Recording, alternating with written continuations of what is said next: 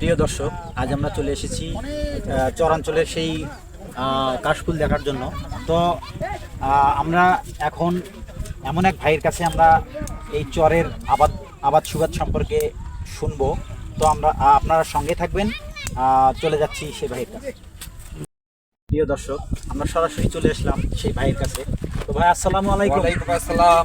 ভাই, আপনার বাড়ি কোথায়? বাড়ি তো আমার আসলে এখানেও আছে, গাইবান্ধা শহরেও আছে। আচ্ছা, চরে আছে, বিশেষ করে আমি চরে থাকি বেশি। এখানে আপনার জমি কেমন?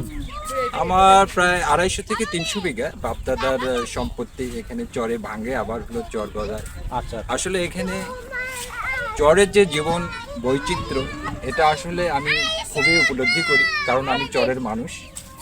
তো এখানে আসলে ভুট্টা, মরিচ, তারপরে আপনাদের হলো গাঞ্জিয়া, এখন যে হচ্ছে গাঞ্জিয়া, বড়, হ্যাঁ, এই ধানগুলো চাষ হয়। তাও বিঘাতে আপনার কিরকম আসে?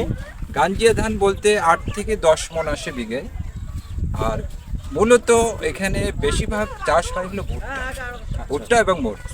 এতে আমার কৃষকেরা লাভবান হয়। আচ্ছা, শুনলাম যে এখানে সবগুলা সম্পত্তি আমার হলো বর্গা দেওয়া আছে। সবাই এখানে অনেক কৃষক আছে, এখানে দেখতেছেন এই যে পিছনে বাড়ি, এই বাড়ির লোকজনও হলো এই বর্গা নিয়ে চাষ করে, ওরা থাকে, গরু ছাগল আছে। যাই হোক, মোটামুটি চরের পরিবেশটা খুবই সুন্দর। আগের মতো চর নাই, এখন চরটা উন্নত হয়ে গেছে। আসলে আমাদের বালাসির পরে যে চর, এটা হলো রসুলপুরের যে চর।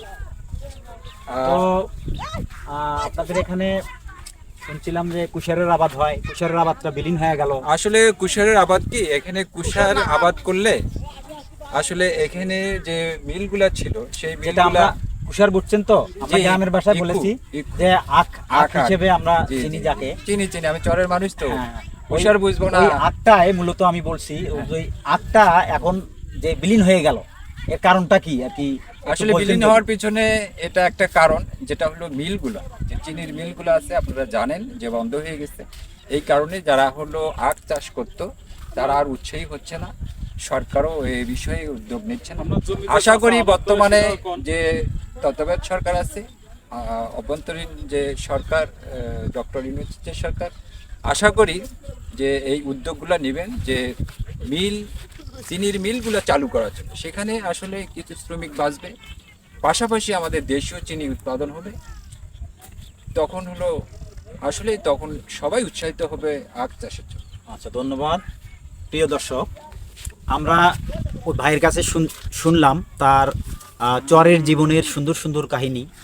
এই চরের জীবন কাহিনী তারা যেভাবে উপভোগ করে, জমি এখানে অনেক রয়েছে, তারপরও এই জমিতে বিভিন্ন ফসলাদি হয়ে থাকে, বিভিন্ন ধরনের ফসল হয়ে থাকে। এই ফসলের মাধ্যমে আমরা জীবিকা নির্বাহ করতে পারি। এই ফসল বিভিন্ন দেশে, বিভিন্ন জায়গায় রপ্তানি হয়ে থাকে। তো আমরা চলে যাচ্ছি এক চাচা মিয়ার কাছে।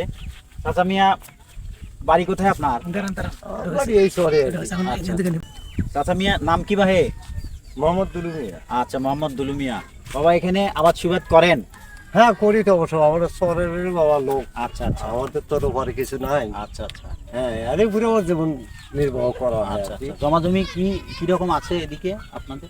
জমা জমি খুব একটা নেই, আমার আছে 15-20 বিঘের মতো আছে। আচ্ছা আচ্ছা, ইনশাল্লাহ। তার মধ্যে হয়তো অর্ধেক আমার চলে, অর্ধেক চলে না।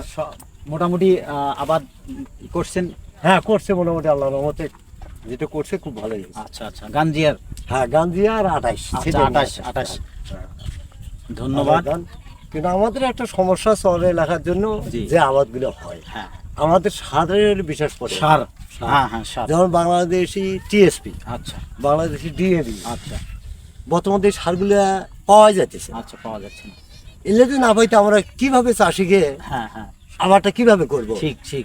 আমরা হলে বাংলাদেশের লোক, হ্যাঁ, চায়না সার নিয়ে এসে ব্যবহার করতে হয়। আচ্ছা আচ্ছা, যেটা মনে করো যে এই যে জীব সার যেমন আছে, হ্যাঁ, হ্যাঁ। এগুলো দিয়ে ওরা এই সারটা তৈরি করে, কিন্তু এটা দিয়ে আমাদের এই ফসল হয় না। ফসলের উপযুক্ত যে একটা আসলে হ্যাঁ, চাহিদা দরকার, চাহিদা দরকার, খাওয়া শক্তির দরকার, হ্যাঁ, শক্তির এই দরকার। সার দিয়ে হয় না। শক্তিটা হয় না। এইটা শক্তি করতে গেলে বাংলাদেশি টিএসপি, বাংলাদেশি সবুজ সার যেটা আর কি, হ্যাঁ, সবুজ সার, এটা উৎপাদন করতে হবে। এটা আমার বিশেষ হ্যাঁ, করে। যেমন বিশেষ আমাদের করে। চরে বিশেষ করে এবার না হলেও হাজার হাজার বিঘা জমি মরিচির আবাদ হচ্ছে। আচ্ছা আচ্ছা, আমরা সার ব্যবহার করতে পারতেছি না। ও, সার 1600 টাকার বস্তা 2100 টাকা তারপরও পাওয়া যায় না। ডুপ্লিকেট করে ওই যে চায়না টিএসপি, বাংলাদেশি বস্তার মধ্যে না দিয়ে সিলেট দিয়ে ওটা পাইছে, এটা বাংলাদেশে নিয়ে যান। কিন্তু খেতে আসি দেখা যায় যে না, তো এখানে আমরা দেখতে পাচ্ছি যে সারের সংকটটাই হ্যাঁ বেশি দাঁড়ায়। সারটাই বেশি দাঁড়ায়। প্রিয় দর্শক, যেহেতু এখানে চর এলাকা, জমাজমি বেশি, হ্যাঁ তাতে ভুট্টার সেই আবাদ। তুলনায় ভুট্টার আবাদ রয়েছে। হ্যাঁ ভুট্টার এখানে আবাদ সারের- প্রচুর পরিমাণ। সারের প্রচুর অভাব রয়েছে। সারের অভাবের কারণে আমরা এই ফসলগুলোকে পূর্ণাঙ্গ রূপে, যেখানে 15 মণ ধান এবং 25 মণ ভুট্টা হওয়ার কথা ছিল, সেখানে কমিয়ে 8 মণ 10 মণের দিকে তারা পাচ্ছে। এভাবে তারা ক্ষতিগ্রস্তর দিকে যাচ্ছে। ধন্যবাদ।